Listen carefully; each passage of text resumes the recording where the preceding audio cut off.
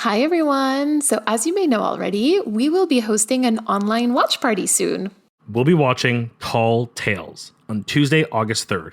We'll meet at 8 p.m. Eastern Time and press play together at about 8:15 p.m. Once the episode is over, we're going to stay around and chat for a little bit, so you're invited to that. Yeah, of course. And so this event is free and it won't be recorded. You can register using the link in the episode description, or you can find that link on Twitter, Instagram, or TikTok. And Drew, just making sure this will be your first time watching Tall Tales, right? I know of the episode only in the sense that I need to see it, and apparently it's very special. So I'm excited. I'm grabbing drinks. I'm grabbing snacks. I encourage everyone to do the same.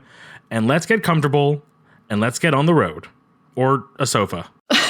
And we hope to see you there. See you there.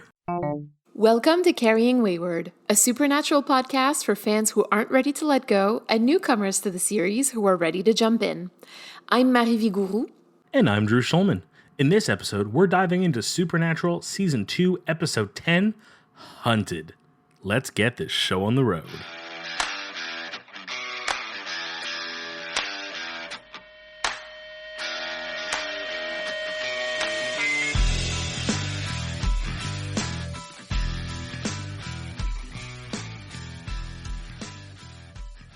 Drew, I'm sorry, but I am just so excited. I've been holding back for almost a full week now from asking you the question. What did you think? I was wrong. I made my prediction that it was going to be something a little bit more, I guess not as heavy as I expected, but literally just like, wait, what?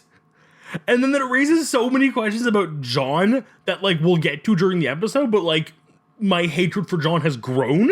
Yes! I will also say again, because we obviously get Sterling K. Brown back in this episode, seeing his name pop up in the like credits at the beginning, I was like, like, oh my God, what's going to happen? Like I was on edge the entire time waiting for him. Are you ready to do your recap? Yes. 3, 2, 1, go. As we said, we start with a cold open where we have a man by the name of Scott going to therapy where he admits that he can electrify things by touching them. Clearly, he is involved with the Yellow-Eyed Demon. Something's going on here. He then gets murdered in a parking lot by a mysterious man. We have no idea who it is. Later to find out it's Gordon, clearly. We then jump back to where we left off last episode with the two brothers having their breakfast beers by the weird fence they're hanging around, only to find out that John's secret that he told Dean was, you have to protect Sam. If something goes wrong, you have to be ready to kill him. Holding on, have to keep going with the recap. Running out of time. Sam decides he has to go off on his own and figure this shit out. So he ditches Dean by hijacking a car. Eventually, Dean, through Ellen, goes to find Sam, which luckily gets him to save him from Gordon, all while Sam is meeting up with Ava, who is also having visions just like he does, and actually envisions Dean's death, which ends up being the trap set by Gordon, so he's able to elude him. Or evade him, and eventually save Dean after taking out Gordon, only to have Gordon arrested. And then they decided, I guess they have to keep hunting because Dean has to stay with Sam and Sam won't, give up. Time? Oh, wait, no, before time. They go to look for Ava and her fiance's murdered and her ring is on the ground and a big mystery. Oh no, Ava. And actually time with 3 seconds on the clock. Whew, what a save. Yeah, I feel like we got a little lost with the whole, like, what John had told Dean, right? Because I feel like that's, like, the meat of this episode. Like, there's just so much to talk about there. So why don't we do a really quick long game so we can get to that conversation in story time? Okay, fantastic. So most of the stuff in the long game you've already touched upon. So we finally find out what John has said to Dean, and this is going to follow us until season 5. We meet Ava. The way you say that makes me feel like we are going to see more of her, and it wasn't just mysterious, like, what happened to her, and, like, oh, she was murdered or some BS. Like, I like her, and I want to see what goes on. Like you mentioned, Gordon is back, and literally with a vengeance. We are also introduced to, like, Sam and Dean's code word. In this case, it's Funky Town, and eventually, we'll learn a bit more. We've talked about this a couple weeks ago already with their secret codes and whatnot, so that'll be interesting to get into. And then, the last thing that I wanted to kind of mention is that Gordon says that Sam will become a monster because it's his destiny. This is, like, foreshadowing to seasons 4 and 5, I think. Like the idea of destiny. And we've seen this already in a couple of episodes where like it's the tug of war between destiny and free will. And this theme is really starting to crystallize, and we're starting to see it a lot more now. Just destiny is kind of a really easy catch-all like theme or ultimate like thought like question. It is an interesting thing to see how different shows and different media do handle it, especially in contrast to free will, like how much of your free will affects your destiny and vice versa. And I'm always intrigued to see how shows handle it, so I'll be curious to see what Supernatural does with it, because it can make for some really good writing. Interestingly enough, like this is something that will follow through to season 15 and until the very end, in my opinion. So yeah, definitely a big theme in Supernatural. Let's move on to story time now so that we can actually get this out of the way. Out of the way. It's our entire segment. Okay, so I think you're right. We have to start with The Secret. Agreed. So how about you actually get us started with like telling us how you felt while you were watching and like what happened when you found out? I think for me, the biggest thing was as soon as it was said, it seemed really obvious that's what it was going to be. And not so much like, again, I kind of look back at last episode of Croatoan with the lens of like, okay, if Dean knew that if something happened, he'd have to kill Sam. That's why a lot of things kind of make sense and he has to really protect him. But then, I don't know, it just sort of just felt like there were a lot of times before this in season 2, so post Secret being told, where the protection was there, but he still kind of looked at Sam differently. And I think maybe that has to do with the fact that he kind of has this like, as he says, screaming in his head, this secret that his brother might be effectively a monster. Yeah, and we don't quite know like the details of the mechanics of it yet, right? But like we know that like it's bad enough that John would tell Dean that he would have to kill Sam if it came to it. Okay, so obviously like Sam then needs to respond to this somehow. Yeah, I feel like this is again one of those famous moments of Sam is clearly angry, and I think that is totally justified to find out that your father has basically secretly planned behind your back that himself or your brother may have to murder you one day because there's a chance you will just turn evil, apparently, and become a monster. Yeah, that's the kind of thing that would piss me off. I understand his anger, but I think that he directs his anger at Dean in a way that is not deserved. Not to say that Dean... Like, I understand being mad at Dean for not having told him, but you also know the way John is. You know the way that John controls Dean, even in the afterlife in this case. Can you really blame Dean for not saying something? This feels like one of those secrets where like you get told something like, oh, I can't even think of a good example, but just like, you know, that's the kind of thing like, yeah, cool, I have this secret. It's never going to affect this person until it does, and then when it does, I'll make what is needed to be known. Like, I feel like there's kind of that lying through omission kind of thing at that point, but in this case, I don't think it helped Sam in any way learning this. In fact, it put him in more danger, because I guarantee you, had he been with Dean the entire time, all the events with Gordon would have gone very differently, and ultimately they duke it out, but I don't think telling him helped. Do you feel like he shouldn't have told him? I still think that he should have told him, maybe even sooner, but I also understand having not told him, and I feel like Sam's reaction of kind of like outrage and ultimately like running off are a response almost in pettiness that he has to go do something about it because he's angry, and had he known sooner, it may have not been as bad, but at the same time, had Dean never told him until it was literally the last possible moment, or had he just never told him, period, I think would have been the better result in either case. This was one of those, either you tell him right away, or you never tell him until it's too late.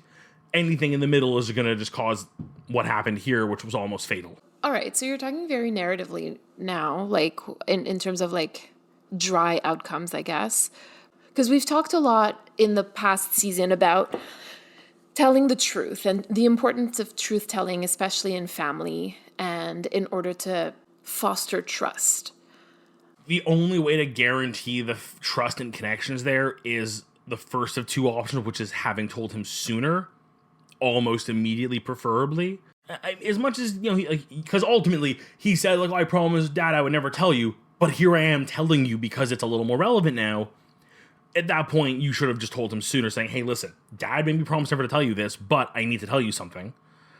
And at the same time, this is another one of those moments where Dean is kind of opening up, because he's not just telling the secret, he's also explaining why he hid it, how it made him feel, and his emotions. And rather than going, okay, let's talk through this, Sam is just being, girl, look at me, I'm angry Sam. Do you mind if we map this out a bit more together? Sure. If we're looking at the emotional landscape of what's happening, Dean starts off with sadness, guilt, and relief also, just the relief of being able to get something out that was eating you inside, right? And like we've been discussing, Sam reacts with a lot of anger. And that's when Dean also turns to anger. I really liked the exchange, the moment where the tone changes. When Sam is asking Dean, how could you not have told me this? Because really what he's asking is how could you hide this from me? How could you, you've been lying to me, essentially, is what he's saying. And Dean replies, because it was Dad and he begged me not to. To which Sam goes, who cares? Take some responsibility for yourself, Dean. You had no right to keep this from me. And there's a lot to unpack there. So let's get started. I understand from this angle why Sam would direct his anger at Dean, because Dean is the one who actively kept it away from him. But, the way John operates. If you take a step back and you look at this, the way John operates. The hold he has over your brother Dean. And ultimately it was to protect you. It wasn't like they were hiding something that you needed to know. Does knowing this change anything? I think that Sam is also angry at Dean for that moment of revertigo. I think that he's also angry to see his father have such a hold on Dean still. I think that part of the anger is there too. Because so he's feeling, if we focus on Sam for just half a second, he's feeling betrayed by what happened, right? He feels not only has his father betrayed him by not telling him, but his brother, who is also his parental figure, let's be very clear, has also betrayed him by not telling him what was going on with him. Because let's be very clear, it's not a secret about just the yellow-eyed demon. This is something that is about Sam, and to a certain degree, I really do think that information concerns him. In that moment, when Dean is told by John that he's going to have to kill Sam, I think he falls into those old habits of covering for his dad. And in doing that, he sort of put John's wishes above Sam's and John's plan before his relationship with Sam. And when we look back at the past season and a half now, Sam has been his hunting partner. Sam chose Dean over John and Scarecrow, but here, Dean chose John over Sam. And so I think that's where the betrayal comes from, or that feeling of betrayal comes from. Well, that's a whole other can of worms because, again, Dean feels responsible for everything. Dean accepts it because, to a certain degree, I think he knows that Sam is right. In my opinion, I think that he knows that there is a certain degree of it's true, I should have told you. Yeah, but I think also we both in this moment, at least my view is that it's more anger towards John that's being misdirected at Dean. And Dean is going, yeah, you're right, it's my fault, I'm an idiot, I'm the worst.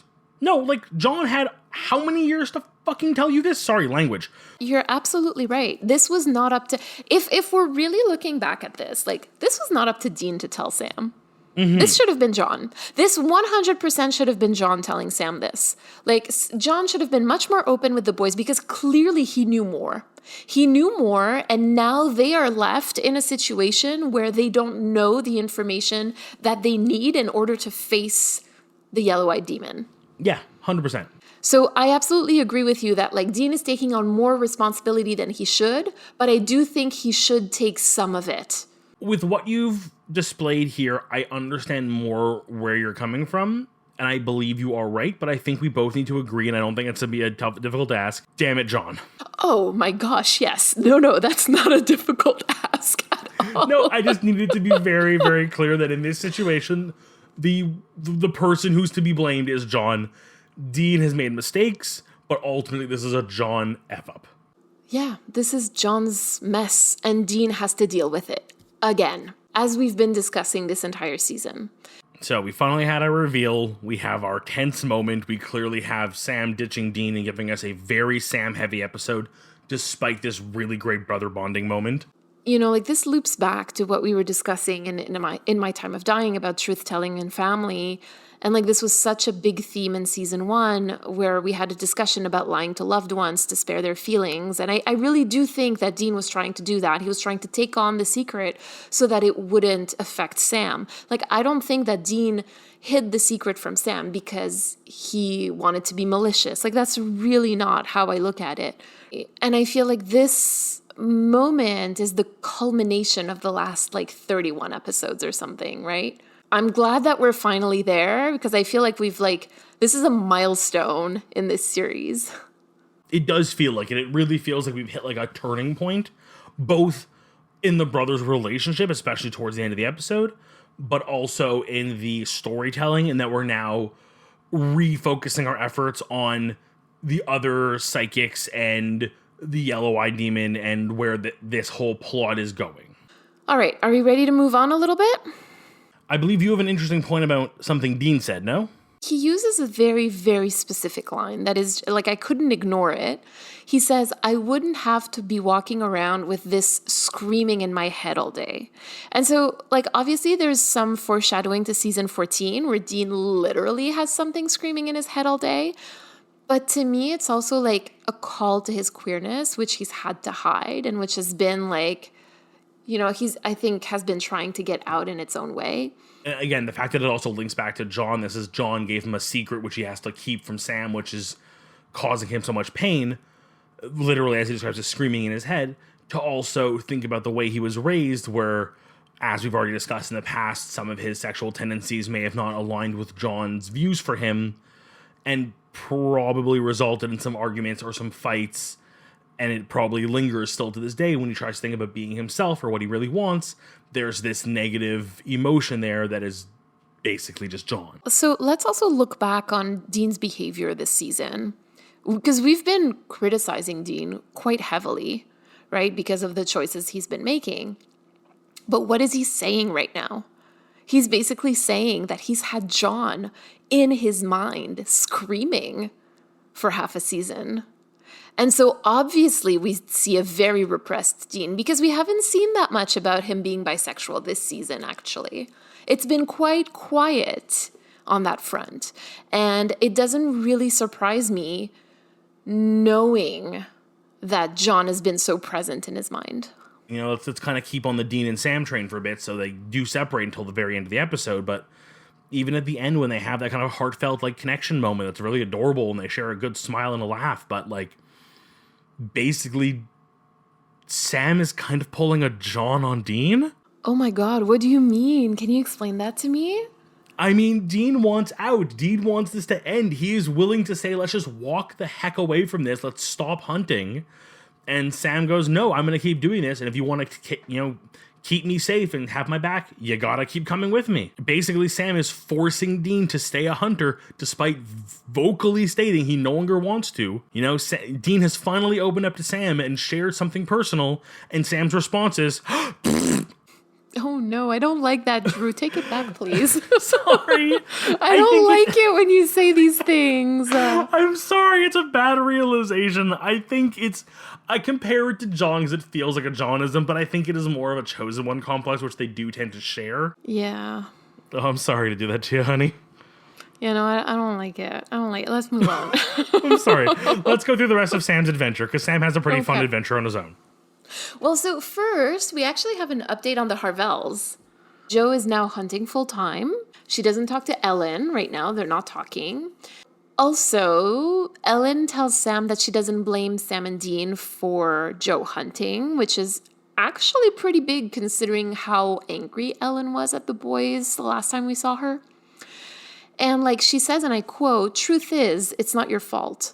None of it is." And I think that this is so important because what we were criticizing in the last episode where she was in, No Exit, is what she's saying now. So clearly, like, we were right when we were saying that this was misdirected anger. she's come to that realization and she is now telling Sam. She even admits that she doesn't blame John for what happened, but John never stopped blaming himself, which is very Dean. Dean does that because John does it. So it's intergenerational trauma. Let's be very clear. So we do get introduced to a character who you've made clear is going to come back, and based on the ending of the episode, I kind of hoped would. But we then get Ava, which is very exciting. I was like very like taken aback by that reveal of like, okay, this is clearly one of Sam's visions, because like Sam would not just die abruptly. Sam having his own vision, and then this other woman wakes up, and I'm like, excuse me? I thought that was so well done, actually. I really enjoyed that. Like, that was a real like moment of like subverting like the narrative. I really liked it. No, kudos for that one. And did you notice actually that like when Sam tells Ava about her being a psychic, like she's in complete denial. When I saw this, I sort of remembered our Chosen One conversation from Nightmare, where like Sam doesn't even question that him and Max have been chosen, quote unquote, for something.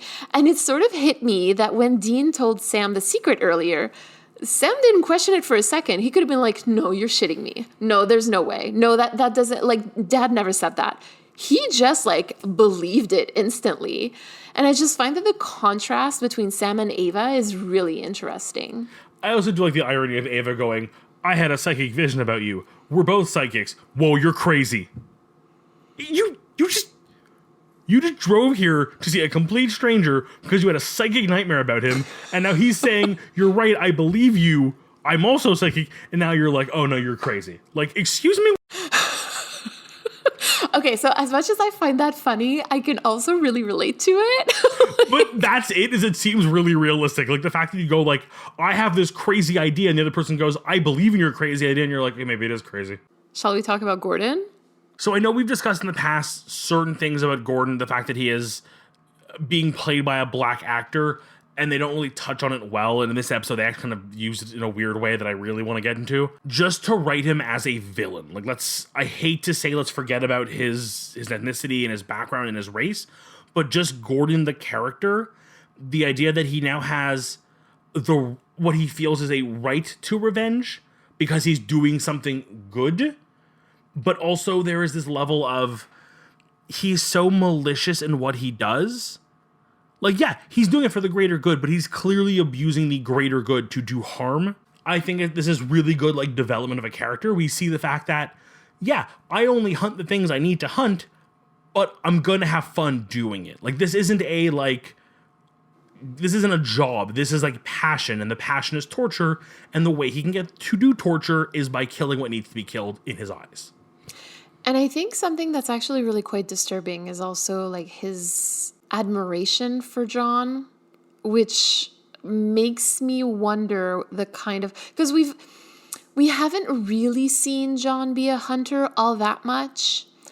And so it makes me wonder the kind of hunter that John really was when no one was looking, for Gordon to be so admirative of him. I've definitely thought about John as a hunter, and I kind of like, when we also think about like the fact that he went on a hunt with Joe's father and that's how he passed away, it kind of leads me to believe that he's kind of a reckless hunter, or just he puts the goal before the life and happiness of others around him, which we even see in the way he treats Dean, that, you know, he puts hunting over his own children with the like ultimate, like, you know, you explain it away and I'm doing a good thing, I'm saving the world, but like you're hurting the people around you.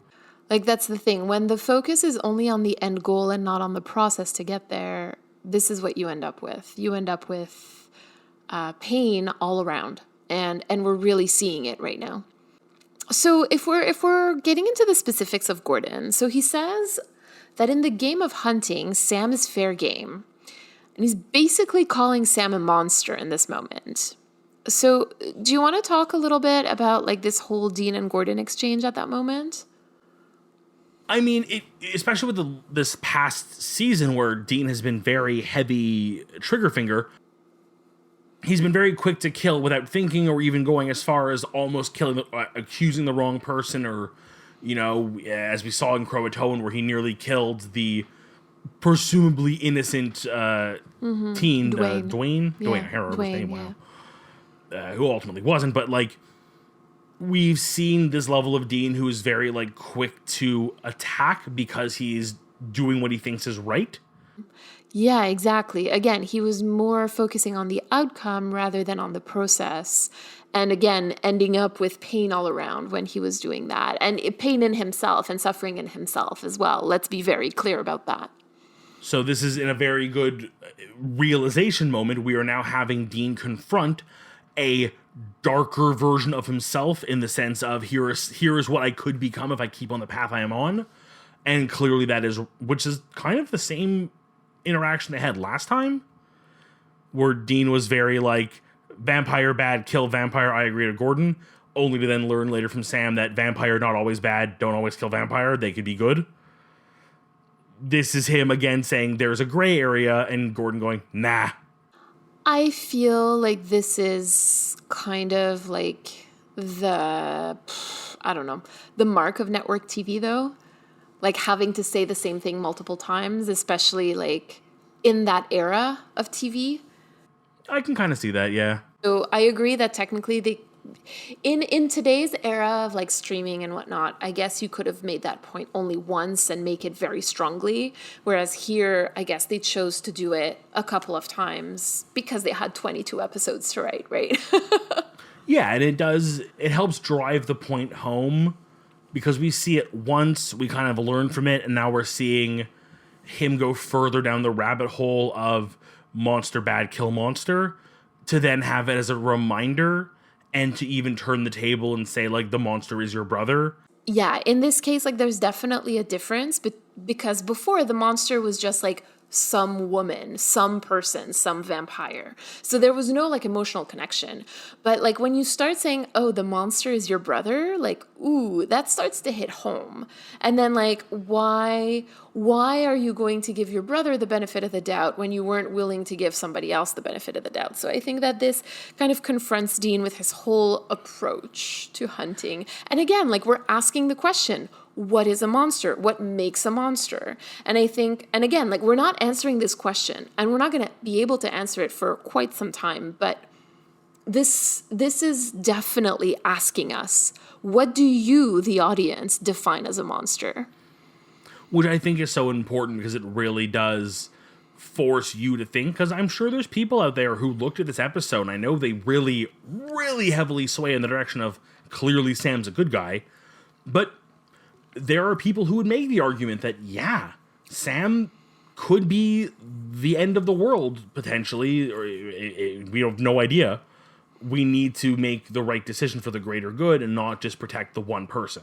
Okay, hold on. I saw a TikTok not too long ago, and I wish I could remember what it was, but I forget. I watched too many of them.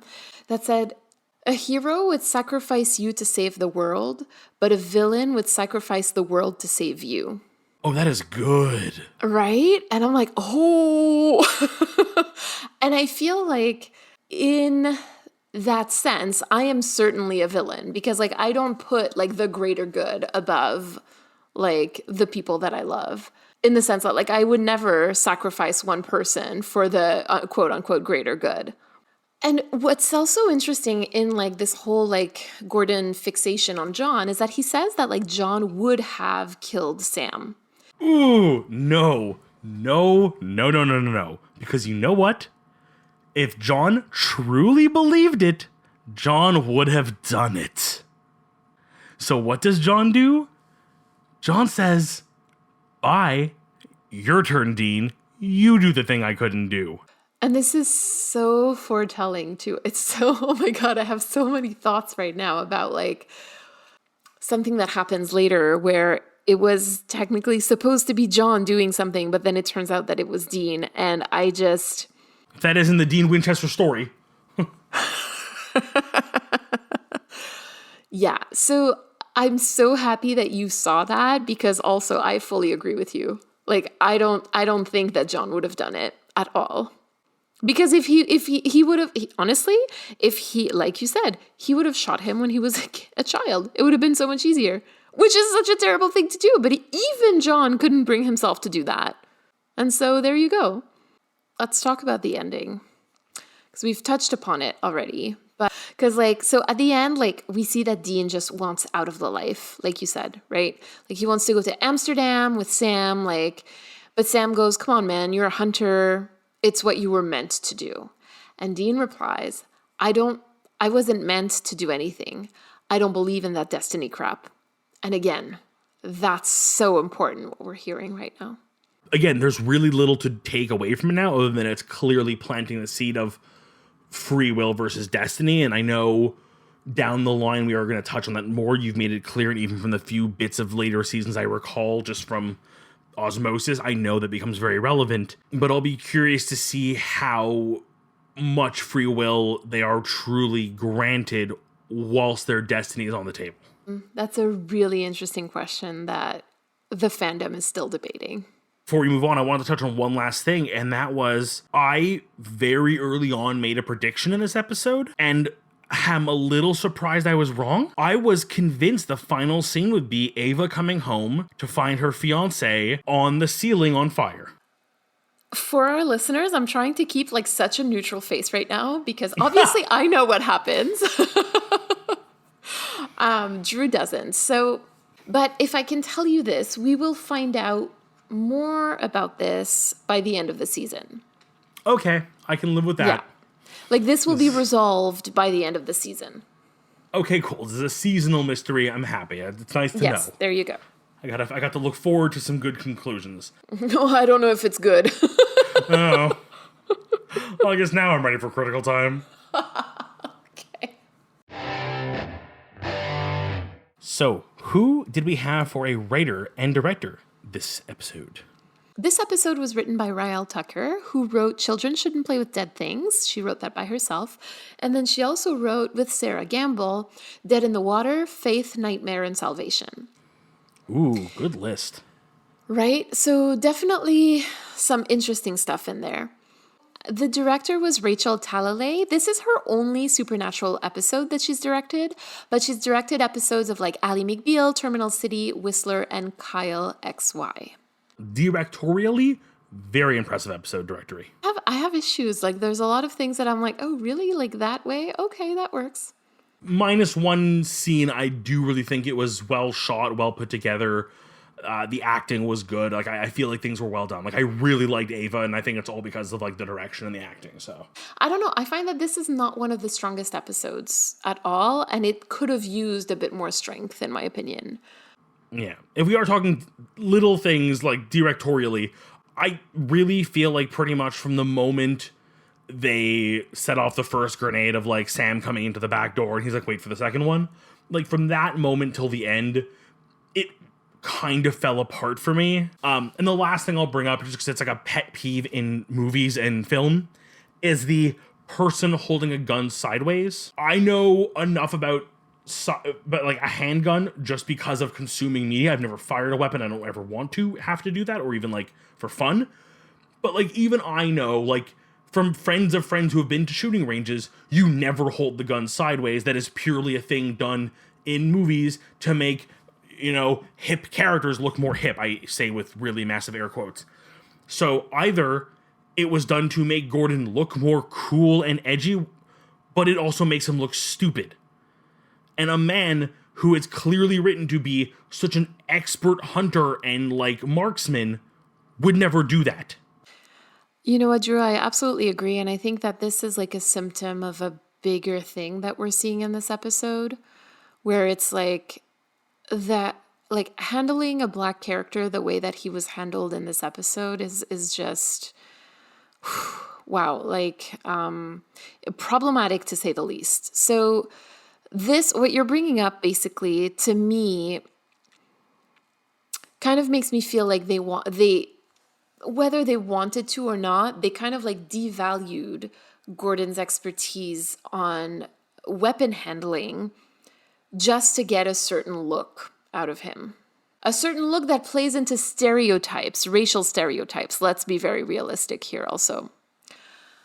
To then also have that immediately followed by calling the cops on him and basically like quote unquote taking care of him by calling the cops. Whoa. again, like this is something that we have talked a lot as a society in the past year or so. Calling the cops on Black people just to quote unquote take care of them can lead to murder. It can lead to the person losing their life. Now, I understand that this is supernatural and that he was clearly shooting at them and that, like, I understand. But a little responsibility here would be nice, where, either the boys actually, quote unquote, take care of Gordon themselves, but to call the cops on him was just, it's weaponizing whiteness, basically, is what happened. They weaponized their own whiteness, they weaponized his Blackness in order to make sure that the cops would take him to jail. Because he was shooting at them. He had guns in his hand. The police showed up. Knowing what we know today, I don't think Gordon would be alive if this had been real life. No, 100%. That's why, again, I feel like this is one of those moments of Gordon was written as a character. They took no factors for his race. And as a result, this is what we got. Because I feel like if Gordon were a white man, this is the result we would have seen. And we would not be batting an eye. We'd be like, oh, Sam, good move. But the fact that it's a Black man and there is no thought behind it, there's no consideration for it, is why this is such a travesty, both from the storytelling aspect and from the show running aspect. And you could easily say, and at that point, I will gently push back and say, you know what, I'm sorry, but at this point they know that Gordon is a Black character. They've already shot Bloodlust. They know, so they're doing this knowingly.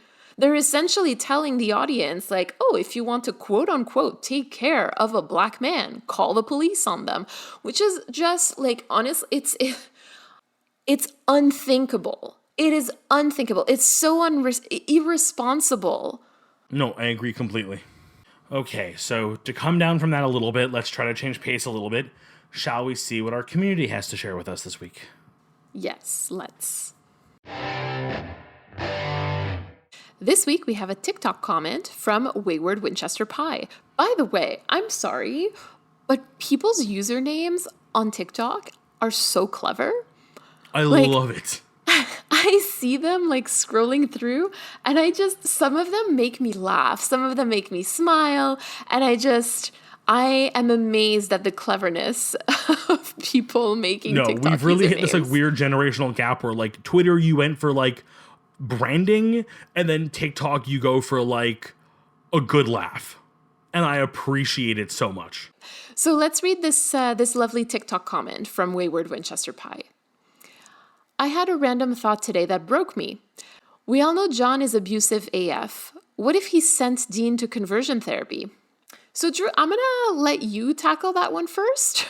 So I will admit that in my going through our TikTok and just kind of responding to people and reading up on comments, I did spot this one. And it sparked a thought in me that I hate even more. John probably didn't send Dean to conversion therapy. He probably tried to do it himself. No! You know John is the type to try to take things into his own hands, to educate his boy in how to do things right and how to be right and how to get through the world. And if he saw something that he deemed not correct in his son, you don't think he would hand that off to somebody else. He would take it into his own hands and do it his own way, which I could only hope was less than what I've heard about in the forms of torture that have been used for conversion therapy, but also knowing John and the way he deals with monsters and hunting. So thank you, Wayward Winchester Pie, for this comment that also broke the both of us. On that topic, I feel like lately we've gotten a lot of because we've talked quite a bit about it, about the abuse that John put the boys through in their childhood. And we have gotten so much from our listeners, people who follow us on social media, of people's own interpretations and their ideas and their headcanons and etc. And it's really heavy because no matter, like, whenever I think, like, okay, like, we've reached a low when it comes to, like, what we think of John as a fandom, um, people always manage to, like, bring it even lower. And, like, that's definitely one of those times where I'm like, oh man, like, I had never thought about that. Like, that's not something that crossed my mind. And then, like, you managed to make it worse. Like, so, yeah, I'm actually kind of happy that we're moving away a little bit from, like, the abuse that John has put the boys through, because, like, it has been hard to read all those comments. But like the real thing, it should not be ignored. So for anyone who is going to bring it up, we are going to see it and we are going to understand it and we are going to hopefully engage and try to have a conversation or, speak to you where we can. Well, this is also the idea of fiction, right? Like, when we're reading fiction, we can basically empathize with whoever we want. We're not hurting anyone, right? By empathizing with John or with Dean or whatever. Where we do have an impact is, like, where we choose to be vocal with others, I think. And I've made the decision to, like, read this story, like, understand the story of Supernatural in community with the people who are in a situation of oppression. And so kids who have been abused by their parents, like, I will read this story along with you. And so if you think that John has done those things, then I am with you and I understand. And I'm there.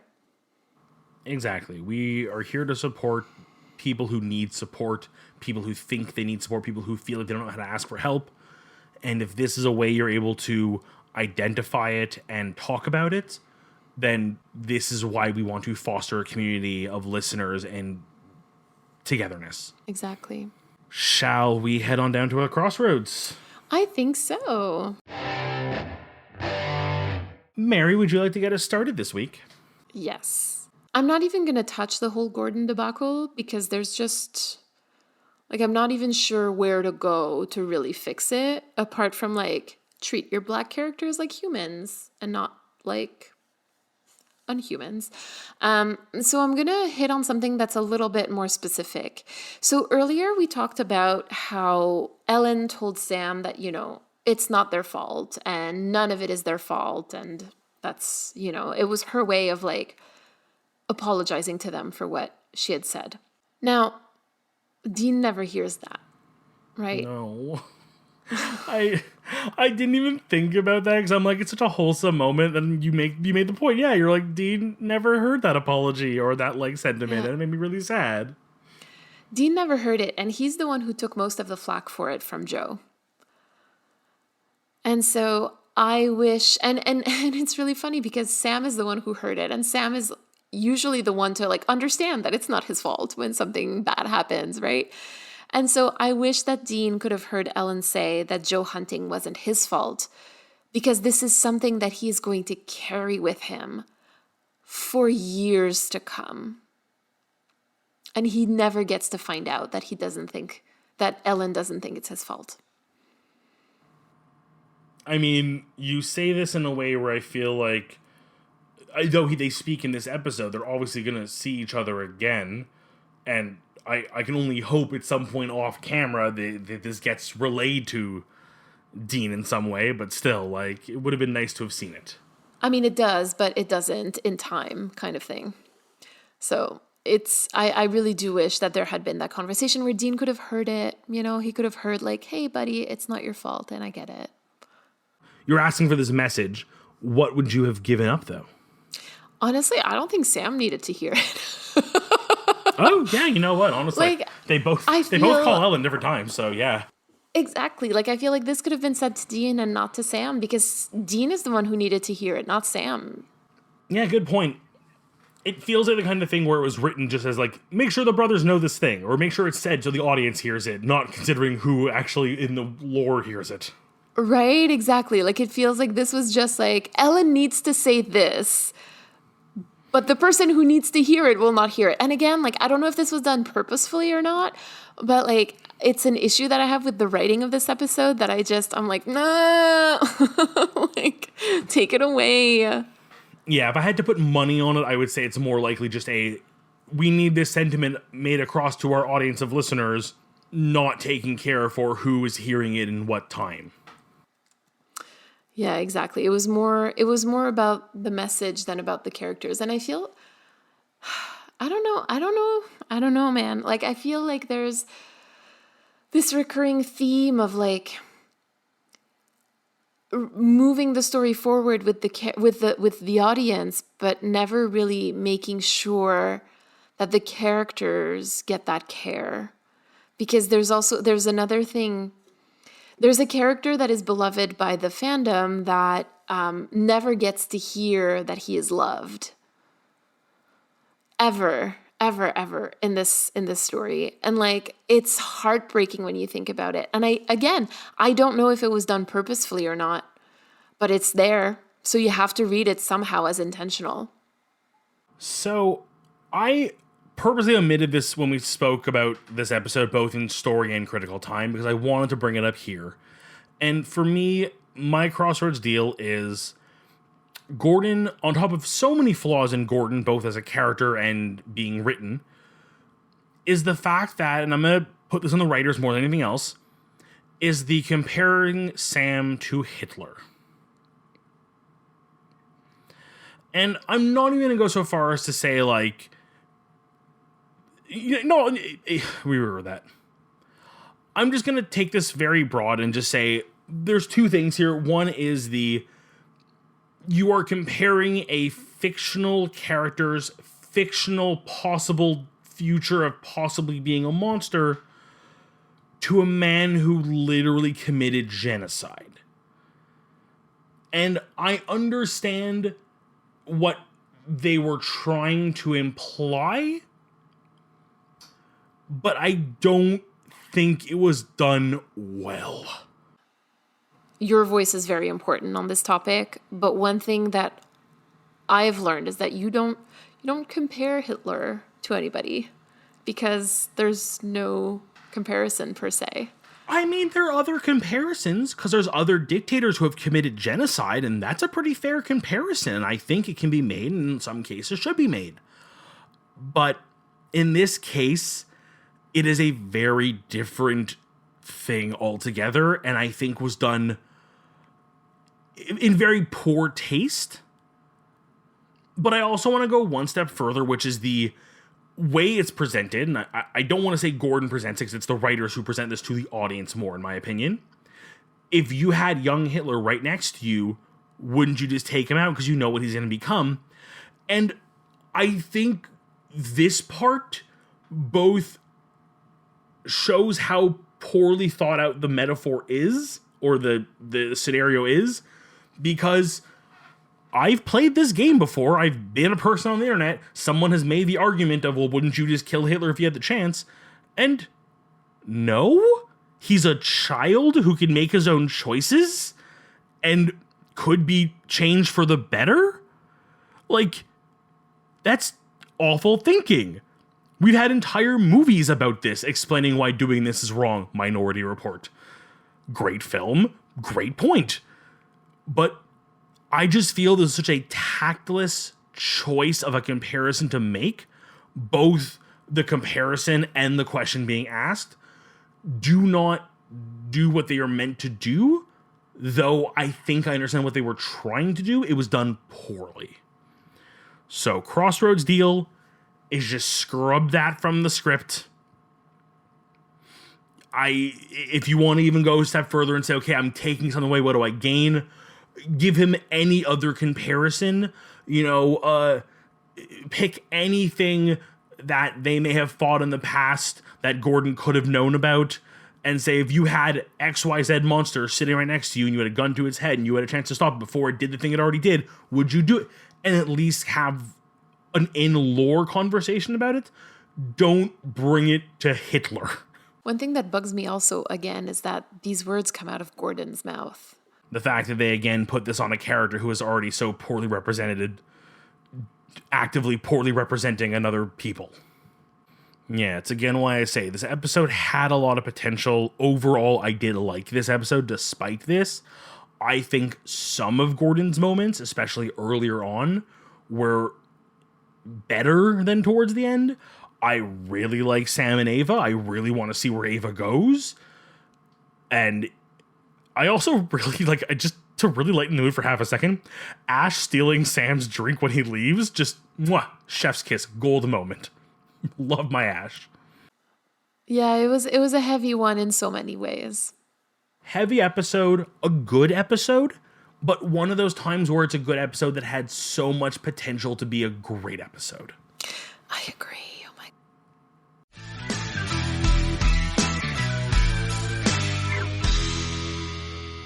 You've been listening to Carrying Wayward, a supernatural podcast produced by Rochelle Castellano, hosted by Marie Vigouroux, and myself, Drew Schulman. This week, we'd like to thank Wayward Winchester Pie on TikTok for her message. Help us keep the conversation going. You can send us a voice recording at carryingwayward@gmail.com, and you can follow us and talk to us on Twitter, Instagram, TikTok, and YouTube using @carryingwayward. Make sure to leave us a rating and a review on Apple Podcasts. We'd love to grow our community. Until next week. Carry on, our wayward friends. Whap, whap. 3, 3, 2, 2, 1. 1. This is Watch Mojo.